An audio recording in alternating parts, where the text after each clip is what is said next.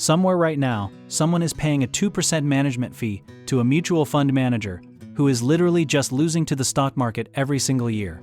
You're basically tipping someone for getting your order wrong. Enter the ETF or exchange-traded fund, and suddenly, the game changes in a way that feels almost too simple to be real. Think of it like buying a slice of a pizza that already has every topping on it.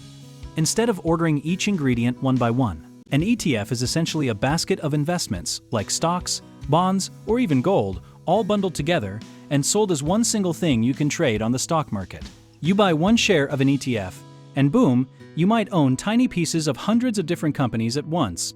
The diversification part is where it gets genuinely exciting, because spreading your money across many assets is basically the oldest trick in the book for managing risk. The old saying goes, don't put all your eggs in one basket, and ETFs are basically a basket that already came with the eggs sorted for you. Now here's where ETFs embarrass traditional mutual funds a little bit. The average mutual fund charges somewhere between 1% and 2% in annual fees, which sounds small, until you realize that over 30 years that quietly eats tens of thousands of dollars of your money. Many ETFs, especially index ETFs, charge fees as low as 0.03%, which is basically the cost of a forgotten coin in your couch cushion.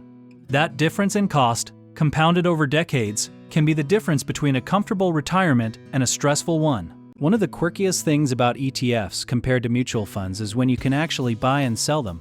With a mutual fund, you're stuck waiting until the end of the trading day to see your price, like ordering food and only finding out what it costs after you've eaten it. With an ETF, you can buy at 9:30 in the morning and sell at 2 in the afternoon if you want, just like a regular stock. That flexibility is called intraday liquidity, and it gives investors a level of control that feels almost surprisingly modern for something rooted in the 1993 invention of the SPDR S&P 500 ETF. Yes, the very first ETF launched in 1993, and it tracked the S&P 500, which is just the 500 biggest companies in America, all in one fund. Today, that single ETF, nicknamed SPDR, manages over $500 billion in assets, which is a number so large it barely feels real. The variety of ETFs available today is honestly a little overwhelming in the best way. You can invest in tech companies, clean energy, emerging markets, dividend-paying stocks, treasury bonds, real estate, and yes, even Bitcoin, all through the ETF wrapper. Some people assume ETFs are only for Wall Street pros or people who wear blazers to brunch, but that's one of the biggest misconceptions worth clearing up.